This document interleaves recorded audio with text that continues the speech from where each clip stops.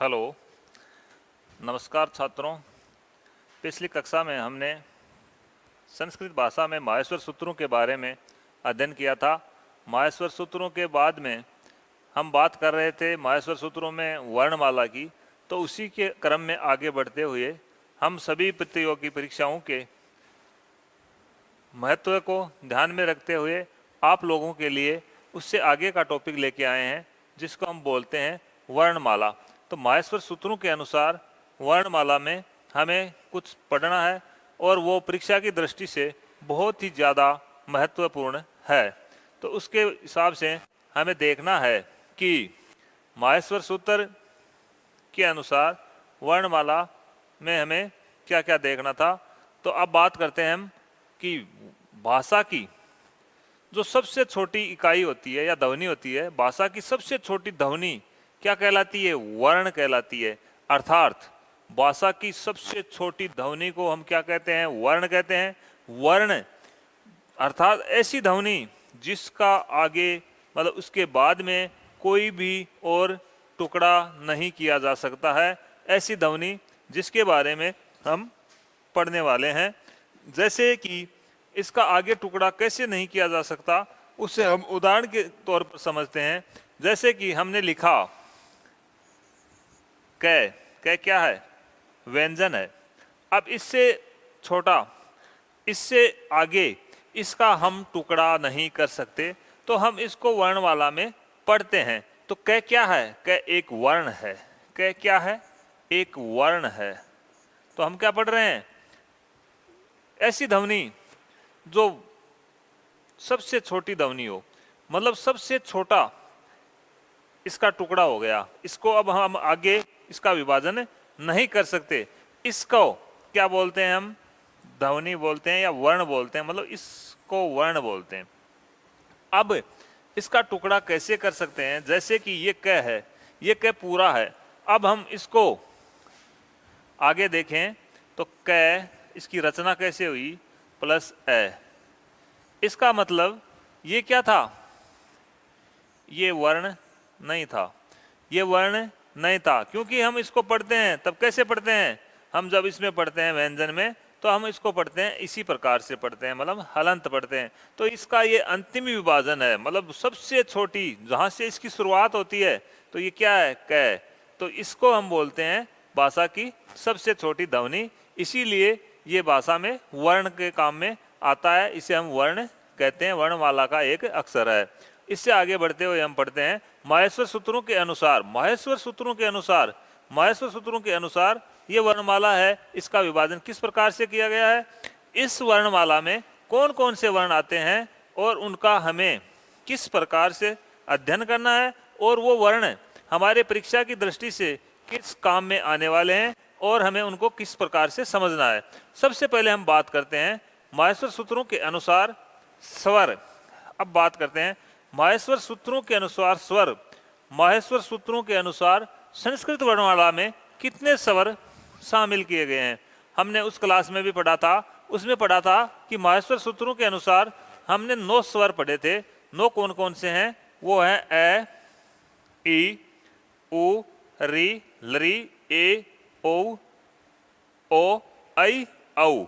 मतलब ये 3, 3 6 और 3 9, टोटल कितने हो गए? 9। पहला क्वेश्चन ये बनता है कि माहेश्वर सूत्रों के अनुसार स्वरों की संख्या है, तो वहां पर हमें किसके साथ जाना है? 9 के साथ जाना है। अगर हमें ये पूछते हैं, अगली लाइन में देखो मैंने क्या लिखवाया है, आ, ई, उ, री। इसको बड़ा लिखना है हमें। आ, ई, उ, ये जो दीर्घ हैं, ये कैसे हुए? किसने इनकी रचना की? किसने इनको दीर्घ माना? तो ये कह रहे हैं पाणिनि जी द्वारा कृत कौन सा? अस्य चवो नामक सूत्र, जो मैंने यहाँ पर लिख रखा है अस्य चवो। इस सूत्र की सहायता से इनके दीर्घ स्वरों को, इसके दीर्घ रूपों को, किसके दीर्घ रूप? इन 4 के दीर्घ रूप को भी स्वीकार कर लिया गया है। इनको स्वीकार करने पर टोटल स्वरों की संख्या हो जाती है 13। कितनी हो जाती है? 13। तो दूसरा क्वेश्चन बनता है कि संस्कृत वर्णमाला में स्वरों की संख्या है संस्कृत वर्णमाला में स्वरों की संख्या है, उसमें अगर आपको 13 ऑप्शन मिलता है तो 13 करना है, और संस्कृत वर्णमाला में माहेश्वर सूत्रों के अनुसार स्वरों की संख्या है तो कितना करना है, 9 करना है। अगर दोनों ऑप्शन में दिए हुए हों और इसमें यह पूछें कि संस्कृत वर्णमाला में माहेश्वर सूत्रों के अनुसार स्वरों की संख्या कितनी है, तो हमें 9 ही करना है, 13 नहीं करना है। अगर संस्कृत भाषा में स्वरों की संख्या पूछी जाए तो हमें 13 करना है, वहाँ पर 9 आपको नहीं मिलेगा। इस प्रकार से हम स्वरों के बारे में देख चुके हैं। अब आगे बढ़ते हैं। आगे हम देखते हैं कि व्यंजन आता है। व्यंजन स्वरों के हिसाब से व्यंजन की संख्या हमने इसमें कितनी मानी है, 33 मानी है। 33 व्यंजन माने गए हैं। इस प्रकार से 33 व्यंजन कौन से हैं वो हम आगे की स्लाइड में पढ़ रहे हैं। अब आपके एक क्वेश्चन ये पूछ सकते हैं कि माहेश्वर सूत्रों के अनुसार स्वरों की संख्या हमने 9 पढ़ ली, माहेश्वर सूत्रों के अनुसार व्यंजन कितने पढ़ लिए, 33 पढ़ लिए। कुल वर्ण कितने पढ़े, 42। कुल कितने वर्ण हैं, संस्कृत वर्णमाला में कुल कितने वर्ण हैं, 42 वर्ण हम पढ़ रहे हैं। ठीक है, इसके बाद में हम बात करते हैं आगे की स्लाइड में स्वरों का वर्गीकरण। स्वर हैं, इनका वर्गीकरण किस प्रकार से किया जा सकता है या किस प्रकार से किया गया है, किनके द्वारा किया गया था, पाणिनि जी के द्वारा इनका वर्गीकरण किया गया था। कैसे किया गया था वो हम इसमें देखते हैं। इसमें लिखा है किसी भी स्वर का उच्चारण करने पर उसमें लगने वाले समय के आधार पर स्वरों को मुख्यतः 3 भागों में बांटा गया है। ये कह रहा है किसी भी स्वर का उच्चारण करने पर उसमें लगने वाले समय के, मतलब हम किसी भी स्वर का उच्चारण कर रहे हैं या वर्ण का उच्चारण कर रहे हैं, तो हम इसमें अभी बात कर रहे हैं स्वरों की। तो स्वर का उच्चारण करते हैं, जैसे कि हमने पढ़ा एक स्वर है उसका हमने उच्चारण किया, जैसा कि ह्रस्व स्वर। ह्रस्व स्वर में हम पढ़ रहे हैं ए, क्या पढ़ रहे हैं, ए, तो हम बोल रहे हैं ए, तो इसमें कितना समय लगा, कम समय लगा, इसलिए इसको हम बोलते हैं ह्रस्व स्वर। इसको हम एक मात्रिक भी बोल सकते हैं या एक मात्रा का समय लगने वाला वर्ण भी बोल सकते हैं। इसलिए हमें ध्यान रखना है निम्न में से एक मात्रिक शब्द है या एक मात्रिक वर्ण है, शब्द नहीं सॉरी, एक मात्रिक वर्ण अगर यहाँ पर आ जाता है, जैसे ऑप्शन दे दें आपको ए, आ, बड़ी ई, बड़ा ऊ। अब आपसे पूछ सकते हैं निम्न वर्णों में से एक मात्रिक वर्ण है, क्वेश्चन बन गया। अब हमें क्या दिख रहा है इसमें, भाई एक मात्रिक ये आ गया, तो हम बात करते हैं इसमें ये आ सकता है निम्न में से ह्रस्व वर्ण है। ह्रस्व वर्ण कौन सा है, तो हम क्या बताएंगे, ह्रस्व वर्ण के बारे में हमें बताना है। तो कैसे बताओगे कि ये ह्रस्व वर्ण है। अब बात करते हैं दीर्घ स्वर की। अब ये कह रहा है कि दीर्घ स्वर कौन सा होता है। दीर्घ स्वर साहब वो होता है जिसमें ह्रस्व स्वर से दुगुना समय लगता है। ह्रस्व स्वर में 1 सेकंड लगती होगी, तो इसमें 2 सेकंड लगेंगी उच्चारण करने में। अब आप बात करो इसकी संख्या की, तो इनकी संख्या होती है 8, इनकी संख्या होती है 8 और इनकी संख्या होती है 5। तो हम बात करते हैं पहले आ, ई, सॉरी इसका आप पढ़ोगे ऊ बड़ा, इसके बाद में री बड़ी, इसके बाद में ए, ओ, आई, औ। मूलतः है स्वीकृत दीर्घ स्वर, मतलब इनको मूलतः स्वीकृत किया गया है। ये कितने हैं, 8 हैं। इन 8 को हम मूलतः दीर्घ स्वर मान सकते हैं। 3, 3, 6 और 2, 8। इनकी कुल संख्या हो गई 8, तो हम इनको दीर्घ स्वर मान सकते हैं। अब आगे बात करते हैं नोट। कृपया ध्यान दें, लरी का दीर्घ स्वरूप नहीं है। लरी इसका दीर्घ रूप नहीं होता। इसका दीर्घ रूप नहीं होने के कारण इन्हें हम प्लुत मानते हैं। लेकिन पहले हम प्लुत की बात करते हैं, उसको बाद में देखेंगे।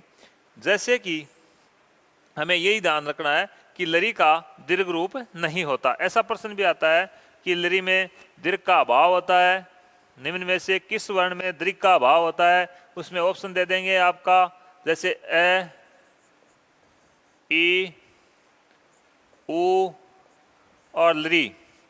अब एक ऑप्शन में ये आ गया 1 में, ये आ गया 2 में, ये आ गया 3 में और ये आ गया 4 में। अब हमें क्या करना है, इसमें क्या होता है, दीर्घ का अभाव होता है। दीर्घ का अभाव होता है तो प्रश्न बना निम्न वर्णों में से दीर्घ का अभाव है, तो दीर्घ का अभाव किस में है, लरी में है। तो हमें याद करना है कि लरी का दीर्घ रूप नहीं होता है। ठीक है, इस प्रकार से ये बन जाएगा। फिर बात करते हैं प्लुत स्वर की। ह्रस्व स्वर से तिगुना, मतलब अगर ह्रस्व स्वर में हमें 1 सेकंड लगता है तो उसमें 3 सेकंड लगेंगे। ऐसा उच्चारण करने में अगर समय लगता है तो उस वर्ण को हम क्या कहेंगे, प्लुत स्वर कहेंगे। तो प्लुत स्वर कितने हैं, 8 या 9। तो 8 या 9 क्यों होते हैं इसके बारे में हमें देखते हैं। जैसा कि आ है, आ के ऊपर हमने ये चिन्ह लगा दिया किसका, प्लुत का। इसी प्रकार से ई है, ई के ऊपर हमने ये चिन्ह लगा दिया। इसी प्रकार से ऊ है बड़ा, इसके ऊपर हमने ये लगा दिया। इसी प्रकार से री है, इसके ऊपर हमने प्लुत का चिन्ह लगा दिया। इसी प्रकार से ए है, इस पे हमने लगा दिया ओ, ओ प्लुत। आई, आई प्लुत। औ, ये भी प्लुत कर दिया। अब बात करते हैं ये कितने हो गए, 3, 6 और 2 8। अब 8 की तो यहाँ आ रहा है कि ये 8 या 9, तो 9वां कौन सा रह गया। कुछ विद्वान क्या करते हैं, लरी को प्लुत स्वर मानते हैं, तो इस पे भी हम ऐसे लगा सकते हैं। तो लरी को अगर हम प्लुत स्वर मानेंगे तो हमारे यहाँ पर क्या हो जाएगा, 9 हो जाएंगे। अगर हम लरी को प्लुत स्वर नहीं मानते हैं तो 8 हो जाएंगे। तो आपको पूछ सकते हैं संस्कृत वर्णमाला में प्लुत स्वरों की संख्या कितनी है, 8 या 9, 8 या 10, 10 या 9, 10 या 11। तो ऑप्शन में हमें मिले तो हमें करना है 8 या 9। ठीक है, इसके बाद में अब बात करते हैं, यहाँ पर दे रखा है जैसे कि नोट, कुछ विद्वान लरी स्वर का दीर्घ रूप नहीं होने के कारण इसे प्लुत रूप को भी स्वीकार नहीं करते। मतलब इसको नहीं करेंगे, प्लुत को नहीं करेंगे, तो यहाँ पर क्या हो जाएगा, 8 8 16 और 5 21। मतलब इनका वर्गीकरण कितना हो जाएगा, ये हो जाएगा। और अगर हम इसको 5 और 8 13 और 9 करेंगे तो इसका कितना हो जाएगा, 22। इस प्रकार से ये 21 या 22 माना जाता है। अब एक बात दोबारा देख लो, इनको स्वरों का वर्गीकरण में जितना समय लगता है उसी के आधार पर हमने इनका क्या किया है, वर्गीकरण किया है और इनको 3 भागों में बांटा है। 3 भागों में किस में बांटा है, ह्रस्व, दीर्घ, प्लुत। ह्रस्व स्वर की संख्या हमने बताई है 5, प्लुत स्वरों की संख्या हमने बताई है 8 या 9। 9 किस कारण से हुआ है, ये प्रश्न हमें महत्वपूर्ण ध्यान में रखना पड़ेगा। तो 9 किस कारण से हो रहे हैं, लरी को अगर हम प्लुत मानते हैं तो 9 होते हैं। इसी प्रकार से हम प्लुत मानते हैं तो प्लुतों की संख्या कितनी है, तो प्लुतों की संख्या अगर हम क्या करेंगे, अगर उसको प्लुत मानेंगे लरी को तो कितना हो जाएगा, 9, और नहीं मानेंगे तो ये प्लुत स्वर कितने होंगे, 8, और दीर्घ हो गए 8, लघु हो गए 5। इस प्रकार से 8 5 13 और 8 21, और अगर लरी को मानते हैं तो हो जाएंगे 22। अब इसमें हम आगे बात करते हैं, पाणिनीय कृत अष्टाध्यायी के अनुसार उकालो अजस्व, अजय ह्रस्व दीर्घ प्लुत, मतलब ये है ह्रस्व स्वर लिखा हुआ है यहाँ पर। तो ये कह रहा है उषा काल में, सुबह प्रातः काल में जब मुर्गा बोलता है तो उसकी ध्वनि को आधार मान करके पाणिनि जी ने इनका वर्गीकरण किया था। तो उन्होंने किस को काम में लिया था, उन्होंने कुकड़ू कू की आवाज को ध्यान में रखते हुए इनका वर्गीकरण किया था, और उसी के आधार पर इन्होंने ऐसे कुछ रचना की थी। ये ध्वनि को और को इस पे ये आता है, इसको आधार मान करके इसमें 1 का लगा, इसमें 2 का लगा, इसमें 3 गुना समय लगा। इस प्रकार से इन्होंने क्या किया कि इसको आधार मान करके इनका वर्गीकरण किया था। किसकी आवाज़ को मान करके ये पूछ लेते हैं, तो हमें किसकी आवाज़ को मान करके इसने इसका वर्गीकरण किया था, तो वो वर्गीकरण किया था मुर्गे की आवाज को मान करके। अब बात करते हैं हम, किसकी बात करते हैं? व्यंजनों में। व्यंजनों में वे कौन से वर्ण हैं? स्पर्श व्यंजन। अब स्पर्श वर्ण कौन से हैं? स्पर्श वर्ण कौन से हैं? स्पर्श वर्ण कितने हैं? ऐसा प्रश्न आता है तो हमें ध्यान में रखना है कि स्पर्श वर्ण कौन से हैं। तो स्पर्श वर्णों के बारे में हमें ध्यान में रखना है। तो किसके बारे में रखोगे? स्पर्श वर्ण। स्पर्श वर्ण कौन से हैं तो हमें ध्यान में रखना है। जैसे कि स्पर्श, इसी को समझो। स्पर्श क्या होता है? स्पर्श क्या होता है? जैसे मैंने यहाँ छुआ, यह स्पर्श है। यह स्पर्श क्या है? स्पर्श मतलब छूना। अब बात करते हैं हम ऐसे वर्ण, इसको समझो कि ऐसे वर्ण जिनका उच्चारण करते हुए कहीं ना कहीं कोई स्पर्श होता है। स्पर्श होता है, किसका स्पर्श होता है? अब हम देखते हैं कि जैसे 25, इन्हीं वर्णों को हम क्या कहते हैं? उदित वर्ण भी कहते हैं। इसको बाद में देखेंगे। ये जो 25 वर्ण है क्या कहलाते हैं? स्पर्श वर्ण कहलाते हैं। स्पर्श वर्ण कौन कौन से होते हैं? कु का मतलब है क वर्ग, चू का मतलब है च वर्ग, टू का मतलब है ट वर्ग, और तू का मतलब है त वर्ग और प वर्ग। अब देखो भाई, एक में 5 है तो पचम 25 हो गए। टोटल स्पर्श वर्णों की हम बात कर रहे थे, ये कितने हो गए? 25 के 25 हो गए। अब इनको उदित वर्ण भी कहा जाता है। तो हमें पूछ सकते हैं निम्न में से उदित वर्ण है, जैसे कि आपको दे दिया स, है, ये, च, निम्न वर्णों में से उदित वर्ण है। निम्न में से उदित वर्ण कौन सा होगा? तो हम बात करते हैं, ये क्या आ रहा है? इसमें आ रहा है, तो ये क्या है? उदित वर्ण है। ये उदित वर्ण क्यों है? क्योंकि इसके ऊ की, इसके ऊ की, इसके ऊ की और इसके ऊ की, मतलब इन सभी के ऊ की यहाँ पर इत संज्ञा होती है, इसीलिए इनको उदित वर्ण कहा जाता है। तो उदित वर्ण भी इसे कहते हैं। अब बात करते हैं कि उदित वर्ण कौन कौन से हैं। तो इनको सबको उदित वर्ण भी मान सकते हो और इनको आप स्पर्श वर्ण भी मान सकते हो। तो एक के लिए नहीं कहा है मैंने, मतलब ये जो 25 है, 25 में से कोई सा भी उदाहरण आ सकता है, तो आप इसको मानोगे कि ये 25 के 25 उदित वर्ण भी कहला सकते हैं, इनको स्पर्श वर्ण भी कह सकते हैं। इनमें से ये क्वेश्चन आ सकता है। निम्न में से कौन सा वर्ण स्पर्श वर्ण है, ऐसा क्वेश्चन बना सकते हैं। 25 में से कोई भी रख सकते हैं, या इसके आगे जैसे मान लो हम पढ़ेंगे दूसरा उष्म या अंतस्थ। तो अब बात करते हैं उष्म वर्ण की। अब बात करते हैं उष्म वर्ण की। अब पूछ रहे हैं कि भाई उष्म वर्ण क्या होता है?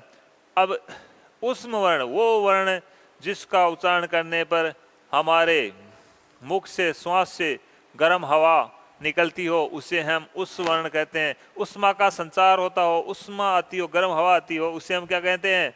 उष्म वर्ण कहते हैं। अब जैसा कि इसमें लिखा, उच्चारण करते मुख से गर्म हवा या उष्मा का निकास होने की वजह से उष्म वर्ण कहलाते हैं। कौन से कहलाते हैं? इनका हमें ध्यान रखना है। तो ये सलाह उष्मवाण है, एक सूत्र भी है, सलाह उष्मवाण है। सल जो भी हैं वो उष्मवर्ण है। जैसे हम पढ़ते हैं किसमें? माहेश्वर सूत्र में हमने पढ़ा था, स है, स र और हल। तो स से लेकर के हल तक, मतलब स से लेकर के ल, तो ये जो सल प्रत्याहार हैं ये क्या है? उष्मवाण है। इनका उच्चारण कैसे होगा? इनका उच्चारण उष्म होगा, मतलब इनको बोलते समय हमें जोर आएगा। जोर आने से हमारे यहाँ से गर्म हवा आएगी, तो गर्म हवा आने से इसको हम उष्म वर्ण मान सकते हैं। अंतस्थ वर्ण इसके बाद में आता है। अंतस्थ वर्ण ये व र ल, अंतस्थ वर्ण, इनका उच्चारण करते समय इनको अंतस्थ क्यों कहा गया है? इनका उच्चारण करते समय हवा है वो मुख से बहुत ही कम बाहर निकलती है, जैसे कि ये व र ल, और इसका उच्चारण करते हैं तब देखो स है, ऐसे प्रेशर से आती है, गर्म हो जाती है। इनका कोई संघर्ष नहीं होता, इसलिए इनको अंतस्थ वर्ण कहते हैं। अंतस्थ का मतलब अंदर ही स्थित, अंदर ही स्थित, तो ये अंदर ही स्थित रह जाती है, इसका मतलब है अंतस्थ वर्ण। मतलब इनका उच्चारण करते समय हवा का कोई जोर नहीं लगता और ये अंतस्थ वर्ण कहलाते हैं। एक बात करते हैं, कुछ हमारे संस्कृत भाषा में संयुक्त वर्ण भी हैं। संयुक्त वर्ण का मतलब है कि दो वर्णों की सहायता से बने हुए। जैसे कि हम बात करते हैं श्रय, आप इसका उच्चारण करेंगे तो क्या होगा, स प्लस र। तो ये किसके सहयोग से बना है, दो वर्णों के सहयोग से बना है, इनके सहयोग से बना है। इसी प्रकार से क्ष क्ष क्ष क्ष किसके योग से बनता है, क और स के योग से बनता है। त्रय त्रय किसके योग से बनता है, तय और र के योग से बनता है। गे ज और य के योग से बनता है, सॉरी ज और य के योग से बनता है। इस प्रकार से हमें ये करना है। तो आप ध्यान रखेंगे, क्ष क और स, त्रय तय और र, ज। अब इसमें हमें ध्यान रखना है, क्ष की रचना होती है, इसमें आपको दूसरे से भी मिल सकते हैं, यहाँ पर कोई और ऑप्शन मिल सकता है। इसलिए हमें इसको ध्यान में रखना है कि इसकी वर्ण का किस प्रकार से ये संयुक्त वर्ण है, लेकिन इसका जो रचना है वो किस वर्णों के सहयोग से बनती है। तो हमें क और स को याद रखना है, दो से हैं वो उनको छोड़ना है, ताकि इसमें तरह की ऐसी होती है, गे में ज और ये की होती है। अब बात करते हैं हम कि वर्णों का वर्गीकरण तो हो गया। अब पाणिनि जी की जो शिक्षा नीति है या पाणिनीय शिक्षा अनुसार वर्णों का वर्गीकरण कितने भागों में किया गया है, मतलब कुल कितने वर्ण माने गए हैं। तो पाणिनीय शिक्षा के अनुसार कुल 63 या 64, ये सीधा क्वेश्चन आता है कि पाणिनीय शिक्षा अनुसार वर्णों की संख्या है या 63 64 वा वर्णा संति नीचे पाणिनीय शिक्षा अनुसारेण, या कुछ और भी दे सकते हैं। तो हमें वहाँ पर ऑप्शन में इसको और इसको जोड़ के याद रखना है। तो हमें ये ऐसा भी पूछ सकते हैं, पाणिनीय शिक्षा अनुसार वर्णों की संख्या होती है 63 या 64, या 63 या 64 किसके अनुसार है, तो पाणिनि जी के अनुसार है। इस प्रकार से हमें याद रखना है। और इसी प्रकार से इनका अलग अलग विभाजन भी दे सकते हैं कि ऐसा प्रश्न पूछ लें कि पाणिनीय शिक्षा अनुसार स्वर और व्यंजनों का वर्गीकरण कीजिए। तो स्वर कितने हैं, व्यंजन कितने हैं। तो हमें पाणिनीय शिक्षा के अनुसार स्वरों को हमने पढ़ा था 21 या 22 और व्यंजन हमने पढ़े 42। इस प्रकार से इन दोनों की संख्या का टोटल भी हमें याद रखना है और एक एक को भी याद रखना है। अब बात करते हैं हम, जैसे कि स्वर 21 और 22। अब हमें ध्यान में रखना है कि 21 और 22 किस प्रकार से हुए। तो सबसे पहले हम बात करते हैं स्वर की। स्वर की बात करते हैं, 21 या 22 ये बता रहे हैं, जैसा कि इसमें आपके बोर्ड पे लिखा हुआ है कि स्वर होते हैं 21 या 22। कितने होते हैं, 21 और 22 होते हैं। लो साहब 21 और 22 होते हैं। अब इनको 21 और 22 कैसे करोगे, हम बात करते हैं ह्रस्व दीर्घ और प्लुत। स्वर कितने हैं, 1 2 3 4, टोटल हो गए 4। 4 क्या हो गए ह्रस्व, 4 क्या हो गए दीर्घ, 4 क्या हो गए प्लुत। टोटल संख्या कितनी होगी, 4 गुणा 3 बराबर 12। टोटल कितनी हो गई, 4 गुणा 3 बराबर 12। लरी को हमने पीछे पढ़ा था कि लरी को हम अगर प्लुत पढ़ते हैं तो इसकी संख्या होती है 2, और अगर हम इसको प्लुत नहीं पढ़ते हैं तो संख्या हो जाती है कितनी, जैसे हमने 21 22 पढ़ा था। तो यहाँ पर हम ह्रस्व मानते हैं, लरी को 1 है ना, ये 1 रह गया, ये भी 1 है। तो 1 गुणा 2 बराबर 2। अगर हम इसको प्लुत मानेंगे तो इसकी संख्या हो जाएगी 2, अगर हम इसको प्लुत नहीं मानेंगे तो इसकी संख्या हो जाएगी 1। तो इसमें जो सबसे ज़्यादा ध्यान देने योग्य बात है वो लरी ही है। अब बात करते हैं हम कि केवल दीर्घ और प्लुत किसके, ए ओ आई औ। तो हम बात कर रहे हैं ए आई ओ, ये कितने हैं 4।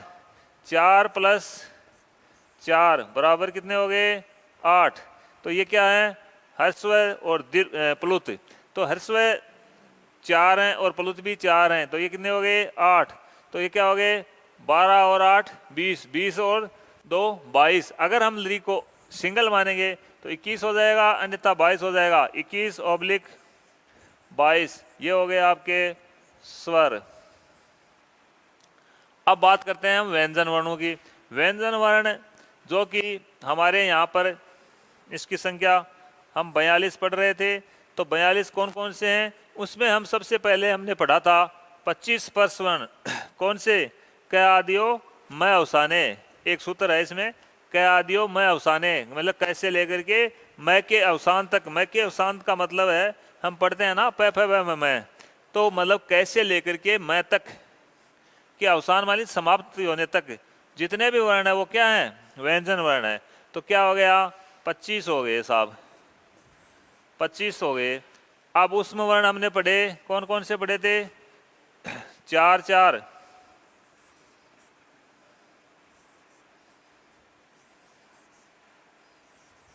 ये 4, और अंतस्थ पढ़े थे ये व र और ल, ये हो गए। फिर हमने पढ़े यम। यम के अंदर ये बोल रहा है कि अगर किसी भी वर्ण का, कौन सा वर्ण है? किसी भी वर्ण का द्वितीय वर्ण कहीं आता है और उसके आगे पंचम वर्ण अगर आता है तो हम क्या करेंगे?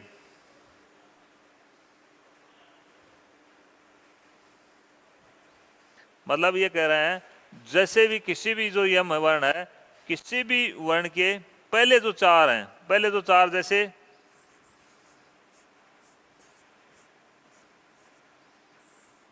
अग्नि, इसमें क्या है? अग्नि, तो अग्नि में ये जो ग है ये भी आधा है, ये भी आधा है, तो इसके आगे क्या आ रहा है? न, पंचम वर्ण। अगर इसके आगे पंचम वर्ण आ रहा है किसी भी पहले के, क क ख ग, तो ग तीसरा वर्ण है, इस तीसरे वर्ण के आगे क्या आ रहा है? ये आ रहा है, तो इसको आप क्या करोगे? यम वर्ण मानोगे। इसको हम क्या मानेंगे? यम वर्ण मानेंगे। इसका दूसरा उदाहरण हम जैसे मान सकते हैं घगंती। जैसे एक उदाहरण ये हो गया, घ भी आधा है, ये आ गया,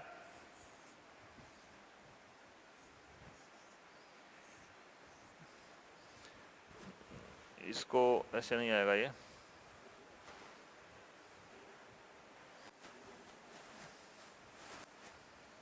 इसको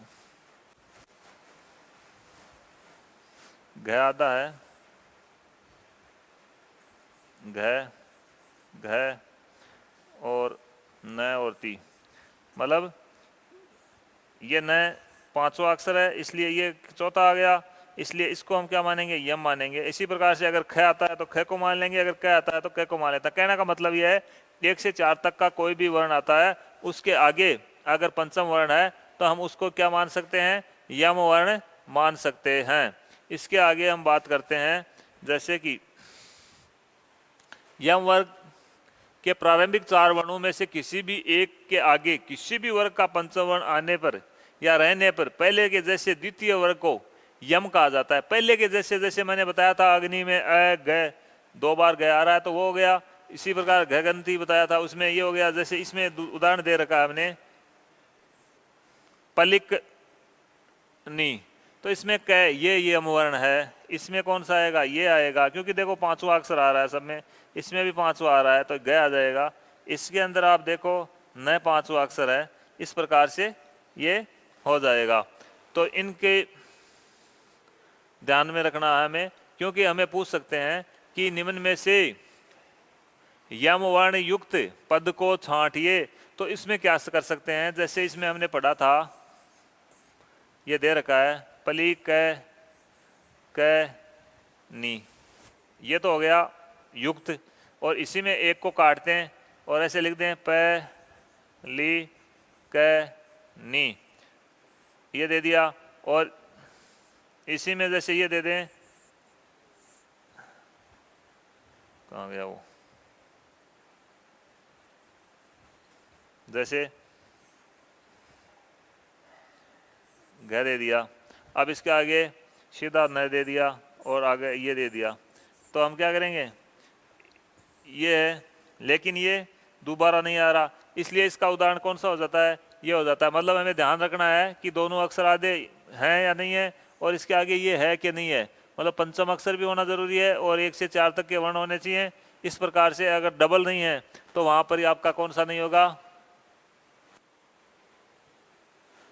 ये पहले का जैसा का मतलब है डबल वर्ण होना चाहिए, अन्यथा आपका यम वर्ण नहीं होगा। अब आप बात करो, यम वर्ण 4 हो गए। उसके बाद में हम बात करते हैं जी मूल्य कैक है। इनके अंदर हम बात करते हैं इनके आगे और पहले कैसा चिन्ह आना चाहिए। जी मूल्य के आगे पहला और इनके आगे कैसा चिन्ह आना चाहिए।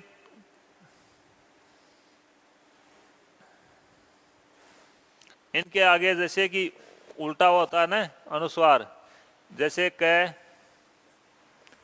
ऐसे ख, तो इसमें पूछ सकते हैं हमें कि निम्न में से जीवामूल्य वर्ण है, तो ऐसा उदाहरण हमें अगर मिलता है तो जीवामूल्य है, और ऐसा उदाहरण नहीं मिलता है तो हमें वो क्या लगेगा, जैसे ऑप्शन में ये भी दे दें और ये भी दे दें, और आपको पूछ लें निम्न में से उपपदमानीय है, तो इसमें तो क्या हो जाएगा, ये तो उपपदमानीय है और ये क्या है जीवामूल्य है। तो इन दोनों का ध्यान रखना है। तो ये उपपदमानीय है और ये जीवामूल्य है। इसमें क और ख आएगा, इसमें प और फ आएगा, इसमें से ऑप्शन कोई भी चेंज कर सकता है, इसलिए हम इनको ध्यान से देखना पड़ेगा। इसके बाद में हम पढ़ते हैं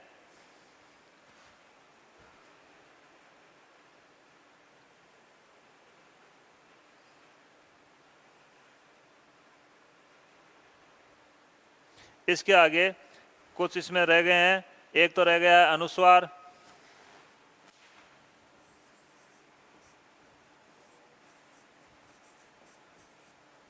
अनुस्वार जो कि कहाँ लगता है, यहाँ पर लगता है ना। और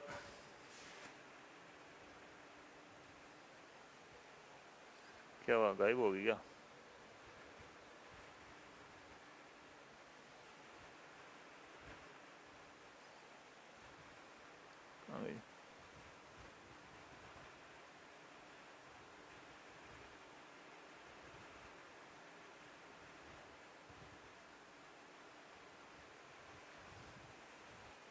चलो कोई बात नहीं, वो स्लाइड नहीं आ रही। इसमें अनुस्वार आ जाता है, ये होता है एक। इसके बाद में अनुस्वार के बाद में क्या आता है, अनुस्वार के बाद में आपका दुष्पृष्ठ और विसर्ग। दुष्पृष्ठ दुष्ट स्पृष्ट होता है एक, एक आता है विसर्ग। विसर्ग क्या होता है, एक होता है। विसर्ग भी एक होता है। विसर्ग कहाँ लगता है, जैसे ए के आगे हमने ये लगा दिया, ये हो गया, ये भी कितना हो गया, एक हो गया। इसके बाद में हम बात करते हैं किसकी, दुष्पृष्ठ की। दुष्पृष्ठ क्या होता है, दुष्पृष्ठ होता है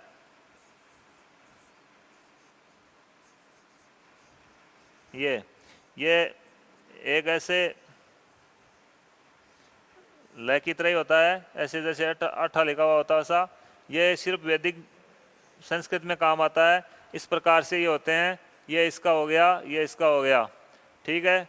ये एक एक हैं सारे, इस प्रकार से हम इसको बोल सकते हैं। तो इनमें कितनी संख्या हो गई इनकी, देखो 1 2 3 4 और 5, 5 तो ये हो गए। 4 क्या हो गए, यम। 4 क्या हो गए, अंतस्थ। और 4 क्या हो गए, उष्म। और 25 क्या हो गए, स्पर्श। 25 स्पर्श हो गए। और 21 क्या हो गए, स्वर। इस प्रकार से, और ये हो गए स्पर्श, या इनको उदित भी बोल सकते हैं। इस प्रकार से इनकी संख्या कितनी हो जाती है, आप देखो 4 5 9 9 8 17 17 और 25, 17 और 25 कितने हो गए, 42 हो गई क्या। 42 और 21 कितने हो गए, 63 या 64। इस प्रकार से इनको क्या करेंगे हम, 63 या 64 मानते हैं। किसके अनुसार, पाणिनीय शिक्षा के अनुसार। तो हमें इन चीज़ों का ध्यान रखना है कि किस प्रकार से प्रश्न पूछा जा सकता है। निम्न में से अनुस्वार है, अनुस्वार है, अनुस्वार कहाँ लगता है, ऐसा भी प्रश्न पूछ सकते हैं। अनुस्वार इसके ऊपर लगता है, विसर्ग कहाँ लगता है, इसके आगे लगता है, दुष्पृष्ठ कहाँ है, जो दुष्प्रष्ट वर्ण है ये किस में काम आता है? लौकिक जो संस्कृत होती है, वैदिक उसमें काम आता है, वैदिक में। ठीक है, इस प्रकार से ये आपके लिए एक बहुत ही महत्वपूर्ण टॉपिक था जिसे हम वर्णमाला के नाम से जानते हैं। और वर्णमाला से प्रत्येक बार एक क्वेश्चन आता है, और आगे हम जो टॉपिक लेके आएंगे वो टॉपिक होगा बहुत ही महत्वपूर्ण परीक्षा की दृष्टि से। प्रत्येक परीक्षा में उसका एक ना एक क्वेश्चन आपको मिलता है। उस टॉपिक का नाम क्या मिलेगा आपको? जो वर्ण है इनका उच्चारण कहाँ से होता है। इनका हमने अभी तो यही पढ़ा है कि ये वर्ण है, इन वर्णों को हम कहाँ से बोलते हैं, किस प्रकार से इनका उच्चारण होता है, तो उसके बारे में हम आगे पढ़ेंगे। इससे पहले वाले टॉपिक में हमने पढ़ा था माहेश्वर सूत्र, और दूसरी क्लास में हम पढ़ रहे हैं वर्णमाला। तीसरी क्लास जो होगी वो आपकी होगी किसकी? इनके उच्चारण स्थान की। तो वर्णों का उच्चारण कहाँ से होगा, कैसे होगा, इसके बारे में हम पढ़ेंगे। धन्यवाद।